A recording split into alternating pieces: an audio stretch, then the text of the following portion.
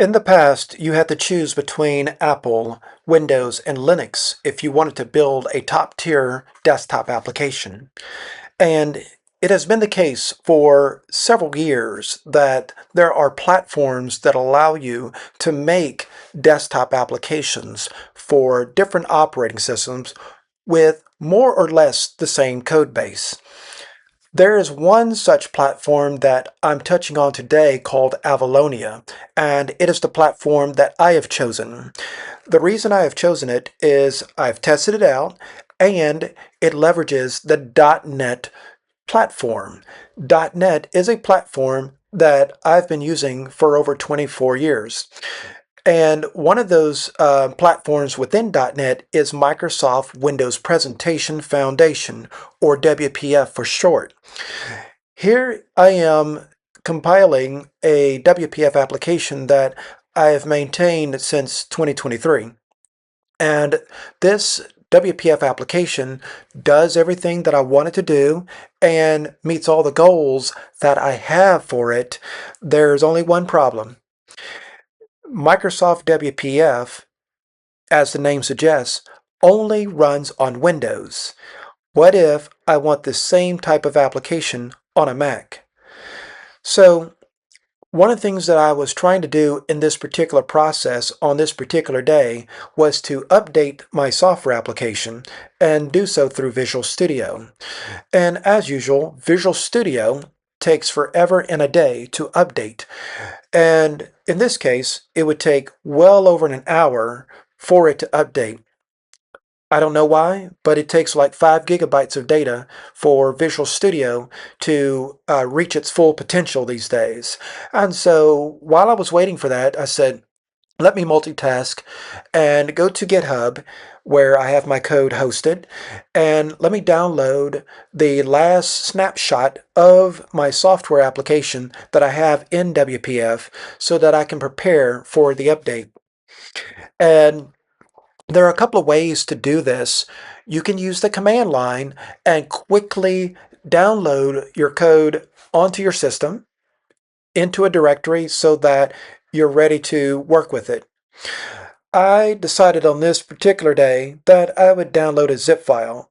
The reason I decided to go this way is I had just reformatted the system, reinstalled Windows, and I'm updating Visual Studio. And I said, in order to save time, I'm going to go ahead and already have the zip file downloaded, and I won't have to worry about configuring Git, right? Git. And so that was my plan, but plans had to change. And part of the reason the plan had to change is Visual Studio was taking too long. Fortunately, over the last couple of years, I've been improving my ability to work with .NET on the command line and skip Visual Studio altogether. So I did everything I needed to do, and I'm launching the software application that I built in C# using WPF. And I rather like how this application has turned out visually and functionally. WPF, the original promise of WPF was to give you an immense amount of functionality that you could easily, and let's not overuse the word effortlessly, but allow you to more easily set up complex user interfaces, let's say more easily than you would with a language like C++ and a platform like MFC or Win32. And I believe that WPF fulfilled and fulfills that promise for those building applications exclusively on Windows.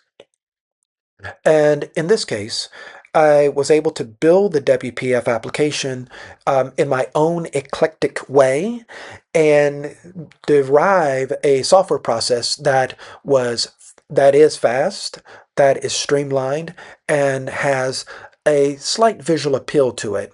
Because Unlike the applications of 20 years ago, WPF allows you to use colors, use gradients, and other visual treatments to make the application look much more refined and more elegant than that would have been the case with, let's say, VB6 and earlier C++ applications. So what we want to do now is look at how this would develop if we use Avalonia. So Avalonia is a software framework that allows you to build applications similar to the one I just showed, but that can run on multiple operating systems. This Windows computer that I'm running it on has a Pentium processor, 4 cores, and 4 GB of RAM. Some would call that a slow computer. Well, here's the thing. I am actually taking the source code for the Avalonia application and I am compiling it on this Pentium-based computer. And it doesn't take very long. The process of compilation is very straightforward and it's much more efficient than you would experience if you were to use Visual Studio. So one of the things that we learn through this process is the benefit of command line build and editing. So now I want to run this application and I'm going to do it with a right click because it's easier to detect perceptual performance through menu execution. And there we are. It didn't take very long to actually launch this application, and it functions just as well once the entire code is loaded into memory and the processor space. So far so good. We have a complete software application, and when you look at these files, these are roughly the same type of files you would end up with if you were to compile it in C++. So from the outside, you have a native application that's almost indistinguishable from a C++ application, right? So that's a great advancement. So here we are in the Apple environment, and that's the build script, and we're just going to launch this application on a Mac and see what it looks like. And bam, the Retina display does make the colors more vivid, and that's cool. I like that actually. And it does run, in my perception, it does run faster on a Mac than it does on any other platform that I've tested on.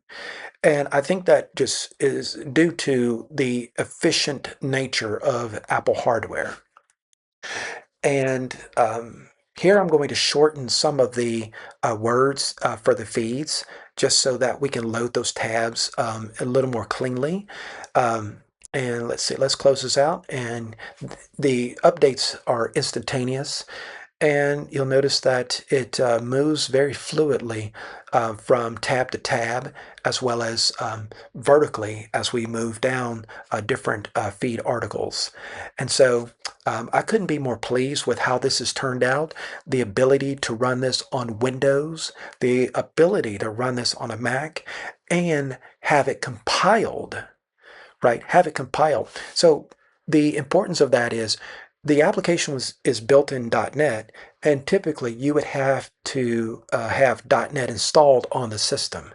With ahead of time compiled, I can eliminate that dependency altogether, and it makes the application smoother. So how does this look on Linux? Because Linux is actually the trigger for why I went down this road. And I built this on Linux first. And then I said, okay, will this run on Windows? Will it run on Mac? And on Linux, it loads in a fraction of a second. And I am quite pleased with having a single code base that runs everywhere. So now this actually frees me from GNOME, from KDE, and from Linux desktop environments.